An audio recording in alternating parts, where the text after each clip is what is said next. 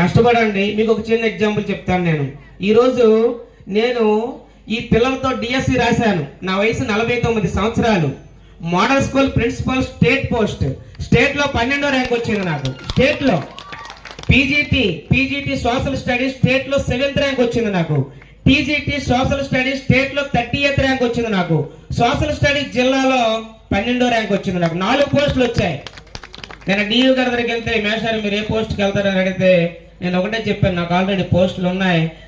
నేను అన్విల్లింగ్ ఇస్తే నా తర్వాత పోస్ట్ వస్తుంది, వాడి జీవితం బాగుపడుతుందని 4 పోస్టులు కూడా వదిలేసి నేను డియూ ఆఫీస్ నుంచి వచ్చాను. నాకు బాగా అనిపించింది.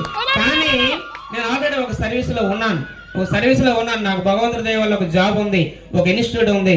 నేను పోస్ట్కి వెళ్తే ఒక ఉద్యోగం పోతుంది. మరి ఎందుకు రాశారు మేషారు? 50 సంవత్సరాల వయసులోని ఈ మ్యాథ్స్ ఉద్యోగం సాధించాడు. 20 సంవత్సరాల్లో మనం సాధించలేమా అని ప్రతి ఒక్క విద్యార్థికి ప్రేరణ కావాలి. 20 సంవత్సరాల వయసులో నువ్వు ఎందుకు సాధించలేవు? 50 సంవత్సరాల వయసులో ఉద్యోగం చేసుకొని, ఇన్స్టిట్యూట్ నడుపుకొని, హాస్టల్ నడుపుకొని, పిల్లలు చదివించుకొని, రాత్రి పగలు ఎగ్జామ్స్ పెట్టుకొని నేనే 4 ఉద్యోగాలు సాధించానంటే 20 సంవత్సరాల వయసులో ఉన్న నువ్వు ఎందుకు ఉద్యోగం సాధించలేవు అని సమాజాన్ని తెలియజేయడానికి మాత్రమే రాశాను.